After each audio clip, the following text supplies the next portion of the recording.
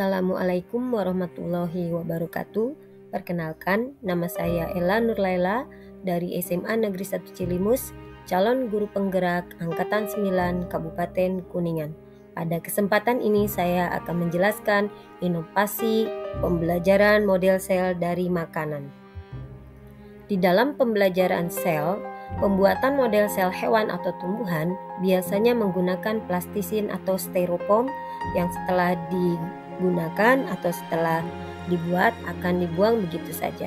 Tapi kali ini siswa kami akan berinovasi membuat sel dari bahan makanan yang ada di rumah untuk nanti pada saat selesai penilaian model sel tersebut bisa dimanfaatkan untuk dimakan. Kegiatan pendahuluan. Sebelum melakukan pembelajaran, saya mengucapkan salam dulu, kemudian saya menyapa siswa-siswa saya, kemudian saya mengabsen, kemudian saya mengajak siswa untuk berdoa sebelum belajar, kemudian saya mengingatkan kesepakatan kelas, dan saya melakukan persepsi untuk mengingatkan kembali kepada siswa tentang pembelajaran yang sebelumnya.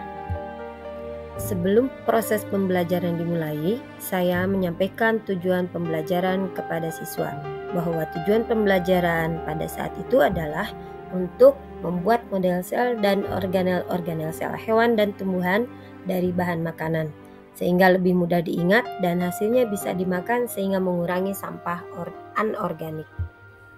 Berikutnya adalah kegiatan inti. Tahap-tahap pada pembelajaran, diantaranya saya mengajukan pertanyaan pemantik dulu, kemudian saya menjelaskan materi dan apa saja yang akan dilakukan oleh siswa, kemudian melaksanakan praktek, kemudian setelah praktek hasilnya sudah ada, dilakukan presentasi antar kelompok, baru kemudian dilanjutkan dengan refleksi.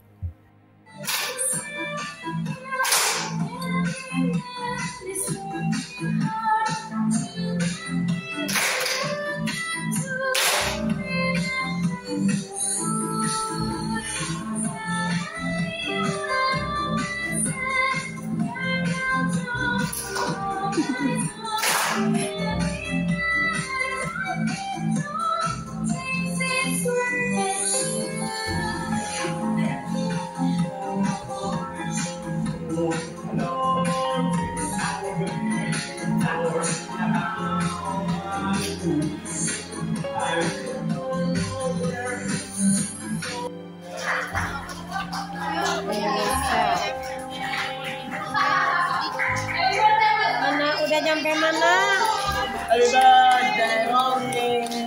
Siapa yang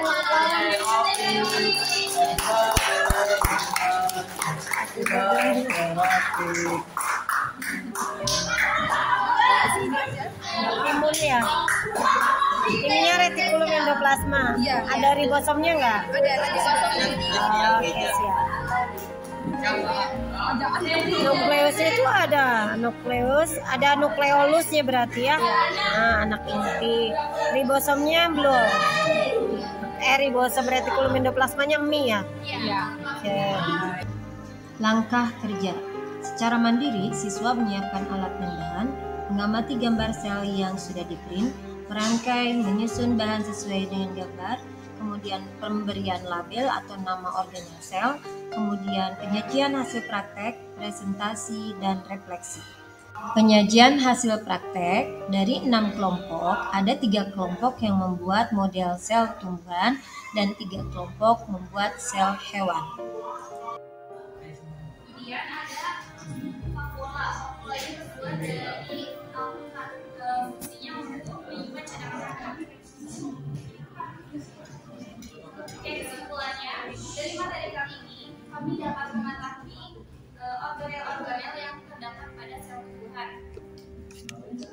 Refleksinya dari praktek ini kita bisa berhubungan dengan satu sama lain supaya lebih berinteraksi dan bisa lebih mengetahui organel-organel dalam sel.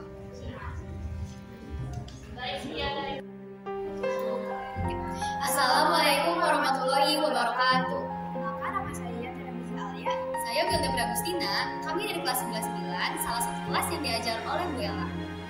Kami di sini akan menceritakan bagaimana Bu Ella saat mengajar di kelas. Saat ini Bu Ella mengajar mata pelajaran biologi dan sedang mengajarkan materi tentang sel. Nah, biasanya sebelum Bu Ella mengajar itu terlebih dahulu mengabsen murid-muridnya. Lalu biasanya menanyakan kabar dan mengajak ngobrol murid-muridnya terlebih dahulu. Sebelum memulai materi, biasanya Ibu memberikan ice breaking kepada kita agar kita tidak mengantuk saat pelajaran. Dan juga saat penyampaian materi, Ibu biasanya menyelipkan games yang bertujuan untuk tidak membuat kita tegang saat mempelajarinya. Nah, biasanya setelah mengajar, Ibu menyuruh kita untuk berdoa terlebih dahulu dan mengucapkan terima kasih kepada kita karena kita telah mendengarkan apa yang telah Ibu sampaikan. Assalamualaikum warahmatullahi wabarakatuh. Perkenalkan, nama saya Rosita Widyastuti SPD. Saya merupakan rekan kerja dari Ibu Ella Nurlaela. Di sini saya akan memberikan testimoni mengenai kegiatan pembelajaran yang dilakukan oleh Ibu Ella.